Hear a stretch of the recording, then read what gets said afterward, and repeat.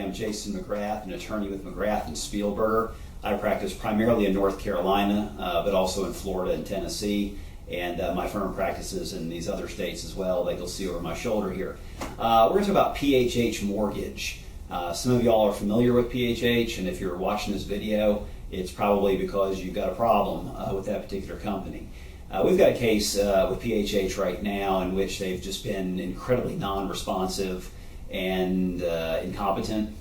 Sometimes it's hard to know whether it's a level of incompetence you're facing or some kind of shady dealings and that sort of thing. But we deal with a lot of really poor practices and poor quality work with regard to lenders and foreclosing parties, loan servicers, that kind of thing in mortgage disputes and foreclosure cases.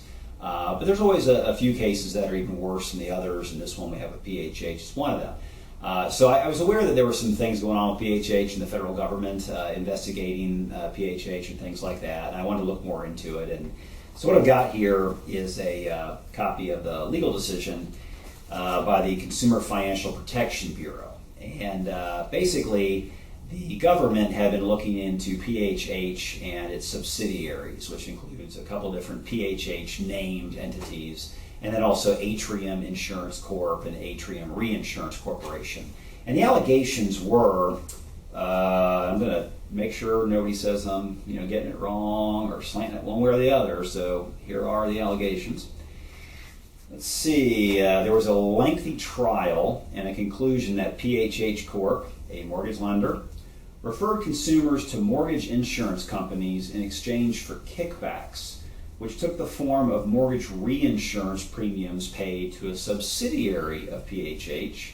And the judge in that trial held that the kickbacks violated the RESPA, which is the Real Estate Settlement Procedures Act of federal law. So, looking further, it's like a 38-page opinion here. I'm just going to give you a couple highlights. Interesting that the Consumer Financial Protection Bureau opinion actually looked a little bit at the history of this, and it says Congress passed RESPA in 1974 based on its finding that significant reforms in the real estate settlement process are needed, because of certain abusive practices that have developed.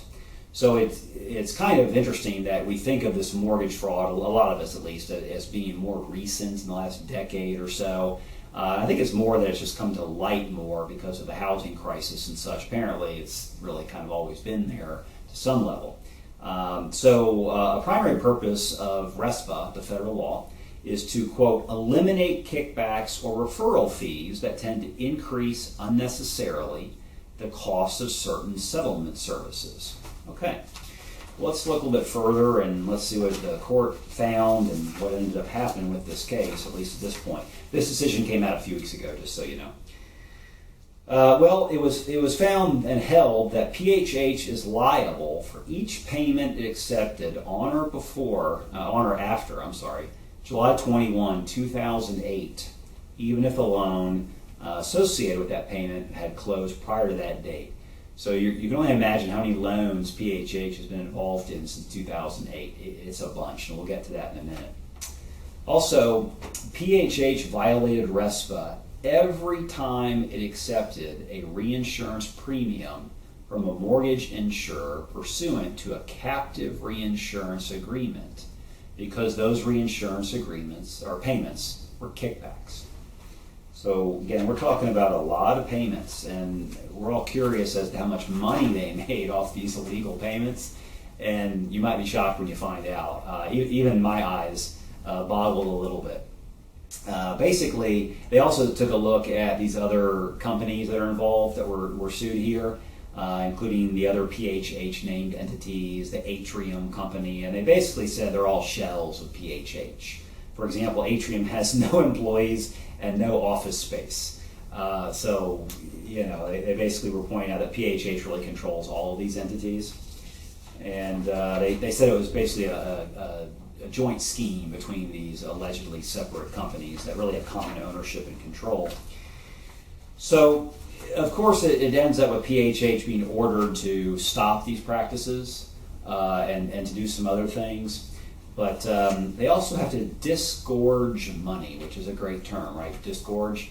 And so basically, oh, you know what? Let me give you the explanation on the quote unquote disgorgement, because I think that's helpful. The disgorgement is described as a form of monetary equitable relief that is designed to deprive a wrongdoer of its unjust enrichment and to deter others from violating the law. So basically, how much money does PHH have to pay back because it illegally gained that money or violated the law in gaining that money? Summing the amounts above, PHH must disgorge $109 million. And there's some additional chump change, I think PHH would say, associated with that, but over $109 million. So if you're dealing with PHH and they're even more non-responsive than usual right now, it's because they're a little bit more concerned probably with $109 million that they may have to pay back as opposed to dealing with your case. But if you need help with that, let us know. We typically handle problems dealing with mortgage disputes after loans have been made and that kind of thing.